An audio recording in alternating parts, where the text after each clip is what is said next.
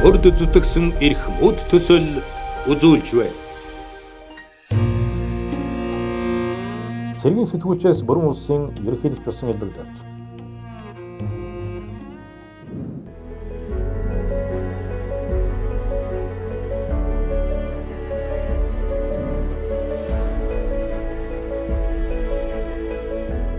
Монгол улсын ерөнхий сайдаар 2 удаа, ерөнхийлөгчөөр 2 удаа сонгогдсон ажилласан улс төрийн ховорхон намтартай хүн бол Захиагийн элбэгд орж.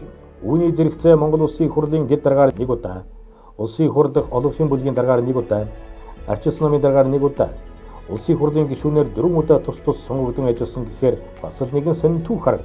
Магадгүй ороо бусгай цагийн энхэн орон зай, ирээдүйд дахин давтагдчихгүй байж мэдэх ил намтар бол түүний амьдарсан цаг хугацааны онцлог байхаа. Ардчилсан хувьсгалын анхдагч 13-ийн 1 тэрээр энэ үйл хөдөлгөөнд тэргүүлийн хигнэнд оролцож тухайн үедээ шийдвэр гаргах төвшөнд бүлэг толгож байсан гэхэд ч бол тэр хэрээр үүнийхээ үр шимийг харамгүй хүртсэн нэг. Харин ардчлалын түүхнээ Захиагийн элбэгд орчин анхны ардчилсан хөдөлгөөний партизануудын нэг болж амби хайрлалгүй хүмүүсийг зохион байгуулж Жагсаал цуглаан хийж Монголын төр засгийн коммунист гилмийг цус урсгалгүйгээр 1989 онд төгсгөлүүлэхэд чухал үүрэг гүйцэтгсэн. Коммунист төр засгийн эсрэг Захиагийн элбэгд орчин гол шүүмжил нь ардчилсан нийгэм, үг хэлэх хэрэгчлөө, чөлөө зах зээлийн эдийн засаг Монгол оронд хэрэгтэй гэсэн бөгөөд Монголын коммунист төр засаг эдгээрийг дэмждэггүй байв. Элбэгд орч болон Монголын коммунизмын эсрэг хувьсгалын удирдагчид, дэмжигчдийн ачаар Монгол улс Төв Аз дахь анхны ардчилсан орн болсон. Олон улсын эрдэмтэн судлаачид болон олон улсын хэвлэл мэдээллийн хэрэгсэл Захиагийн элбэгд орчийг Монголын Томас Жефферсон гэж Америкийн нэгдсэн улсын тусгаар тогтнолыг тунхаглагчдын нэг ардчлалыг үндэслэгч эцэгтэй зөөрлөн нэрлэдэг хэмээн товойлгож үлдээсэн ч бий. Өнгөрсөн зууны 1989 оны 12 дугаар сарын 10-ны өдөр Монголын залуучдын эвлийн байрны өмнө ардчлалын төлөөх анхны олон нийтийн цуглаан болсныг монголчууд бид бултаараа мэдхийн зэрэгцээ баахан сүрдэн цочирдож хүлээн авсныг сайн санаж байна. Энэ тухай өдгөө хэвлэлийн архив дүрсвчлэг гээд хангалттай баримтж байна. Уг цуглааны тэргуунд элбэгд орж Монгол ардчилсан хөдөлгөөн байгуулагдаж байгааг өсвөгчөөр зарлан тунхагласан баримтаас харахад тэр яахааргүй ардчилсан хувьсгалыг үндэслэгчдийн нэг мөн гэж үзнэ. Тухайн үед элбэгд орж хэлийн чандад боловсрол эзэмшээд ирсэн. Залуухан боловсон хүчин зоримогч байсан байж таарна. Хэлийн чандад гиснээс тэрээр хуучнаар зүйл холбоот улсын Европ хот дахь цэрэг улс төрийн их сургуулийг сэтгүүлч мэргэжлээ. 1988 онд төгсөж ирээд 1 жилийн дараа ийхүү хувьсгал мандуулж байгаа хэрэг шүү дээ. Хэлийн чандад цэргийн сэтгүүлч гэх ховор мэргэжлээр суралцах завшаа нь өөрөө бас сонин түүхтэй. Тэрээр эр цэргийн албан татагдаж албаах үедээ улаан сонин чөлгүүдэд хэвлүүлсэн тухайн цагийн Батлан хамгаалах яамны өндөр албан тушаалнуудын мэлмийн сонор төрсөн гэдэг. Тиймээс элбэгд орчийг дуудаж түүнээс шалгалт авч хуучнаар зүйл толгойд улсын цэрэг улс төрийн дэд сургуулийн 2 хуваарийн нэгийг өгсөн түүхтэй. Түүний шүлэг ордох хандлага сэтгүүлч болох туйлын хүсэлтэй байсан нь ийхүү улаан утсыг тандуулж улмаар ирээдүйн их замыг нь зассан гэлтэй. Сурагч оюутан элбэгд орж Монгол улсын зэвсэг түвшний ерөнхий командогчоор 2 удаа сонгогдсон ажилласан элбэгд орж олон ёсны үлбий Ховд аймгийн Зэрэг суманд 1963 оны Мартын 8-ны өдөр төрсөн гэдгээ. Зэрэг сумын иргэн Захиагийн отхон хүү болж төрөөд тухайн цагийн хүүхдүүдийн нэгэн адил хол туглын бичвэрээс их эрдмийн аянд дөрөөсөн байна. Тэрээр Зэрэг суманд баг дунд сургуулиа төгсч Умар Захиагийн гэдэг айл тухайн цагийн Эрдэнэт хот руу нүүж тэрээр 1981 онд Эрдэнэт хотод 10 дугаар анги дүүргэсэн. Ийхүү 10 дугаар анги төгсөөд сэтгүүлч болох хүсэлтэй байсан ч түүний хүссэн мэргэжлийн хувьд тэр жил ирээгүй гэдгээд ийхүү 10 дугаар анги төгссөн жаал хүү Эрдэнэт үйлдвэрт ажиллаж эх жилийн шалгалтад бэлдэх үедээ бас чиг Эрдэнэт үйлдвэрийн засварчнаас тушаал дэвшин машинист болсон гээд ажилчин ангид бас нэгэн намтар бүтээсэн нэг. Эндээс хугацаа цэргийн аль зүйл холбоот улсад сургуульд сурч ирсэн түүхтэй. Харин ардчилсан хувьсгалын түүхийн шанг таталцаж их улс төрд хөл тавьсан цагаас хойш боловсрол мэдлэгээ ахиулахаа огоосонгүй. Тухайлбал Америкийн нэгдсэн улсын Харвардын их сургуульд тус сургуулийн бүрэн тэтгэлэгтэйгээр суралцж Харвардын их сургуулийн Джон Кеннедигийн нэрэмжит төрийн удирдлагын сургуулийг төрийн удирдлагын магистр зэрэгтэйгээр 2002 онд төгссөн бол Америкийн нэгдсэн улсын Боулдер хот дахь Колорадогийн их сургуулийн эдийн засгийн институтыг төгссөн гэж түүний суралцсан чамг байна. Дэшрэн дөрөвдөд Захиагийн элбэгд орчийн ээж хонь хүүн туйлс хайлтдаг. Өөл магтаал сайхан хэлдгээрээ төгсөндөө нэр хүндтэй тул Зэрэг сум болон ойр сумынхан цэрэгт явах хол газруудын өмнө Захиагийн гэрт бууж Хонь хүүгийн иргэн цэцэн сургаалыг сонсоод мордох дуртай байлаа хэмээн дурсамжид нь өгүүлсэн. Тэгэхээр түүний шүлэг бичих шалтгаан нь яхаарахгүй ээжтэй холбоотой ажээ.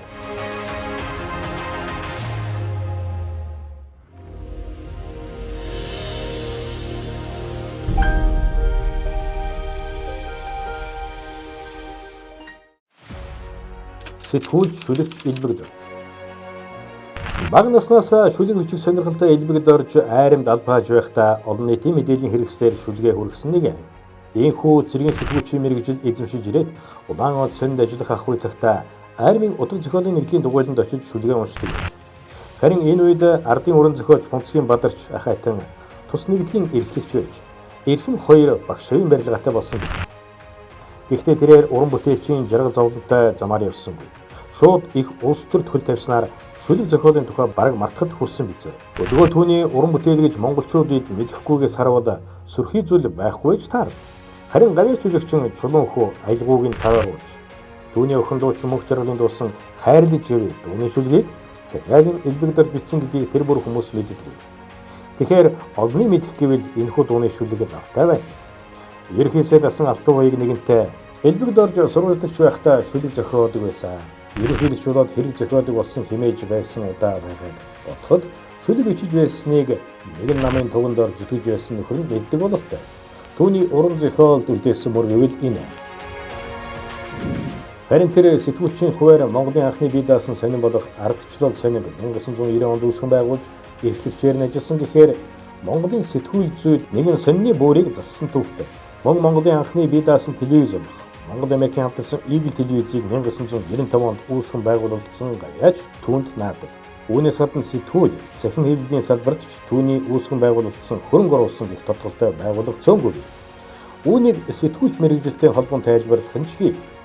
Улс төрчийн зүгээс тайлбарлах нь бас бий. Аль аль нь байдаг үстэй. Хөлсгөл офицер элбэгдэж. Элбэгд орж Улаанод сонд ажиллаж авах цагтаа залуучуудын эвлийн их хуралд оролцож Монголд ардчлал хэрэгтэй байгаа тухай ярьж түүнийг бий болгоход залуусыг уриалан дуудаж хамтарч ажиллах санал тавьсан хурлын даргаас зэм хүртэж мар арчилсан нийгмийн тухай үг хэлсэн нь их стэйцийн сонирхт төрсөн байна. Тиймээс сонных нь эрхлэгч ажлын гадуур ямар нэгэн үйл ажиллагаанд оролцож коммунист, социалист чиг шугамаас гажсан зүйл хийвэл ажлаас нь хална гэж сануулж байжээ. Тус хурлын завсарлагаанаар хоёр залуу элбэгд орчтой уулзсан бөгөөд тэр гурав ардчилсан хөдөлгөөн байгуулахаар тохиролцож энэ тухай нууцаар залуучуудад зар тараахаар болж улмаар 10 залуус нэмэгдсэн нь хожимо Монголын ардчилсан хувьцлын 13 өдөрдөгч гэж түүхэнд үлджээ. Социализмын үед Монголын цорын ганц залуучуудын байгууллага болох Монгол Ардын Ёсгол намын харьяа байгууллага байлаа. Элбэгд орж сануулга авсан ч үеийнхээ залуустай Монгол Улсын их сургуулийн дугуй танхимд нууцаар цуглаж тухайн үеийн хаалттай сэдэв болох ардчлал чөлөө зах зээлийн тухай юу мэдхээ хэлэлцэн ярилцаж ардчилсан хөдөлгөөн зохион байгуулах төлөвлөгөө боловсруулж эхэлсэн. Тэд шүн дэлгэр нээлттэй цуглаан зохион байгуулах тухай зарлал нааж гудамжин чонгийн моднууд дээр наасан түүхийг хүмүүс сайн мэд. Элбэгд оржийн тухай дурдхийн тулд ардчилсан хувьсгалын талаар зайлшгүй ярих хэрэг гарна. Одоогоос 30 жилийн өмнө 1989 оны 12 дугаар сарын 10-ны өглөө ардчлалын төлөө анхны олон нийтийн цуглаан болов. Хүмүүс цугларахад тус цуглааныг зохион байгуулагчдын нэг элбэгд орж микрофон аваад Монголын ардчилсан хөдөлгөөн байгуулагдаж байгааг зарлан тунхаглажээ. Тус хөдөлгөөнөөс удалгүй Монголын ардчилсан холбоо байгуулагдав. Ардчилсан холбоо нь Монголын анхны төрийн бус ардчилсан байгууллага бөгөөд элбэгд орж үндэслэн байгуулагчдын нэг нь. Эдгээр хүмүүсийг тухайн үеийн Монголын төрийн дэд байгууллага болох Монгол Ардын Ёсгол намын улс төрийн төвчөөний зүгээс шийдлэх, цөлөх, хэлмэгдүүлэх магадлал их байсан гэдэг. Ардчилсан хөдөлгөөнийг монголчууд дэмжиж, тус хөдөлгөөн нь аймаг бүрт салбартай Монгол улс даяар давлгаалсан хөдөлгөөн болон хувирлаа. Ардчилсан хөдөлгөөний жагсаал цуглаан, өлсгөлөн зохион байгуул, олон аймагт ардчилсан хөдөлгөөнийг дэмжсэн багш ажилчдын ажил хаялт болов. Энэ бүх дарамт шахалтаар 9 гишүүнтэй Монгол Ардын Ёсгол намын улс төрийн төвчөө ардчилсан хөдөлгөөний удирдагчтай уулзаж хэлэлцээ хийхийг зөвшөөрсөн бөгөөд элбэгд орж хэлэлцээ хийгчдийн тэргуун гинэнд явсан юм. Хэлэлцээрийн дараа улс төрийн төвчөөний дарга Жамбын Батмөх улс төрийн төвчөөг татан буулгах шийдвэр гаргаж улс төрийн төвчөө татан буугдсанаар өөрчлөлт шинжилт эхэлсэн байна. Ардын хурал байгуулах боломжтой болж ардын хурал нь хүний эрх, ардчлал, эрх чөлөөг баталгаажуулсан Монгол улсын үндсэн хуулийг баталснаар Монгол орн ардчилсан орн болсон юм а.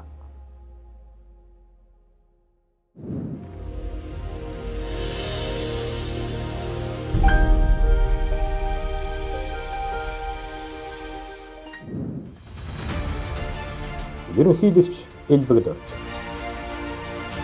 Монголын түүхний хараар бичигдэж үлдсэн 2008 оны 7 дугаар сарын 1-ний өдөр тэрээр ачааны машины төвшин дээр зогсоод өсөвчөөр талбай тулсан олныг уухайлан явсан нөхөр. Учир нь тэрээр тухайн сонгуульд арчис номын дараагаар ажиллаж байгаад ялагдал хүлээсэн бүхэндлээ төвчиж чадахгүй талбай дээр гарч ирснийг өдгөө хүмүүс янз бүрээр тайлбарладаг.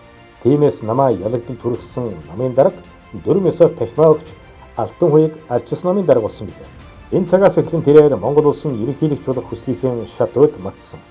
2009 оны ерөнхийлөгчийн сонгуульд өрсөлдөх үеэр манай ерөнхийлөгч хэмээх намрын энэ хоёрын тухай факт баримт өгье номыг олон мянган ширхэг хэвлэн тарав. Ийхүү тус сонгуульд Монгол улсын хаан болцоход байсан энэ хоёрыг ялж байлаа. Тэрээр ерөнхийлөгчөөр сонгогдсон цагаас хойш шудрагбай хэмээн уриандаар өөрийгөө улс төрд улам хүчрхэгжүүл.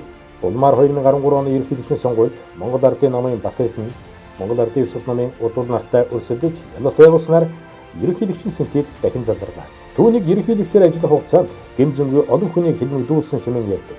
Нөгөө тэгвэр 8 жил зэвсэг түвшний ерөнхий командагчаар ажиллахдаа үндэсний аюулгүй байдалд анхаарал хандуулж олон улсын харилцааг бэхжүүлэхэд онцгой анхаарал сайн ажилласан гэж үнэлдэг.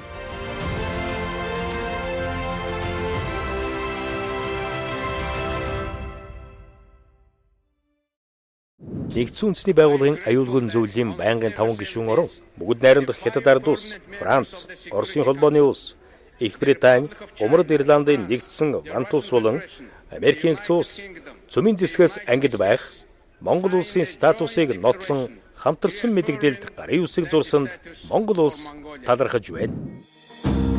Ерөнхий сайд Элбэг. Монголын түүхэнд ерөнхий сайдаар 2 удаа ажилласан 2 хүний нэг нь Элбэг Дорж. Арчис намын даргын хувьд Элбэг Дорж Монголын үндэсний арчис нам, Монголын социал-демократ намын арчисан холбоо эвслийг хамтран удирдах, тус эвслийг 1996 оны улсын их хурлын сонгуульд түүхэн ялалтанд түргэсэн. Ерөнхий сайдын судалгаа инх сайханд алдсан ч 1998 онд эргүүлэн авч ерөнхий сайд болж байлаа. Ерөнхий сайдаар ажиллах хугацаанд улс үндэсний хэмжээнд тулгамдсан улс төр, эдийн засаг, дэд бүтц, нийгмийн асуудлуудыг шийдвэрлэх амин чухал алхмууд хийсэн бөгөөд Монгол улсын нээлттэй гадаад дуудлагыг тууштай өргөжлүүлсэн хэмээн үздэг. Харамсалтай нь Элбэг Доржийн үүрэг гүйцэтгэгч засгийн газрын үед арчилсан хувьсгалын заргамаас эцэг Санжаа Сүрэнгийн зэрэг бусдын гарт эмгэлтэйгээр амьдсан алдсан хэрэг гарсан. Хамгийн залуу ерөнхий сайдаар дотороод байсан Элбэг Дорж 2 дахь удаага буюу 2004 онд дахин ерөнхий сайдын суудалд заларсан. Энэ үед авилга ядууртай төвчгээ зарласан ямар үр дүн гарсныг цаг хугацаа харуулж өгчээ.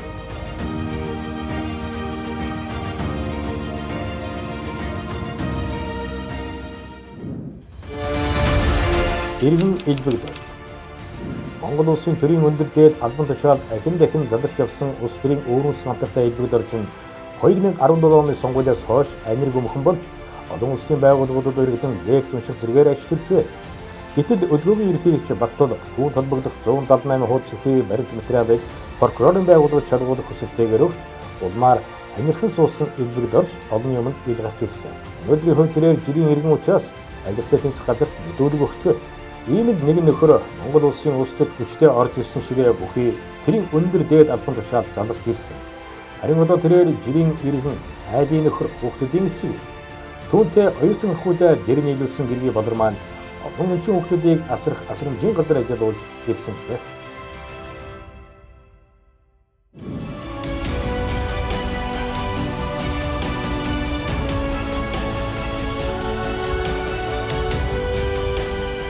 Цэргийн сэтгүүлчээс бүрэн улсын ерөнхийлөгч болсон Элбэг Дорж. Тусгаар Монголын бүтэн заяаг тамгалж улгуур төрийн алтан жолоог залах ховорхон хөв тавилантай төрд зүтгэсэн эрх мөд